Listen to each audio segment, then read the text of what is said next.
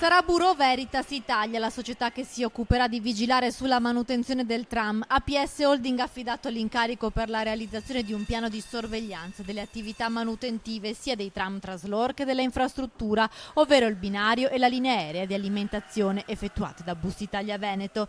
Dopo gli ultimi incidenti culminati con il deragliamento del mezzo alla Guizza lo scorso 10 giugno, il comune di Padova si è impegnato a trovare una soluzione per garantire maggiore sicurezza sia agli utenti del trasporto pubblico che agli autisti. L'obiettivo di questo incarico di sorveglianza è quello di avere la certezza che la manutenzione del sistema tram, che comprende sia i veicoli che gli impianti fissi, sia eseguita a regola d'arte per poter contare su un servizio tranviario sicuro ed affidabile.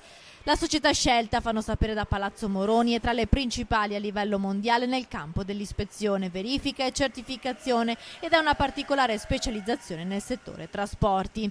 In questa prima fase, che durerà un paio di mesi, i tecnici di Bureau Veritas analizzeranno il piano di manutenzione, la sua applicazione in conformità, controllando la documentazione allegata e le strutture che la gestiscono, con particolare attenzione a come è organizzata l'officina di manutenzione. È un impegno che abbiamo assunto con i cittadini e con i sindacati e lo porteremo fino in fondo. La sicurezza del trasporto pubblico in città verrà prima di tutto, hanno fatto sapere attraverso una nota il sindaco di Padova Sergio Giordani e il suo vice Arturo Lorenzoni.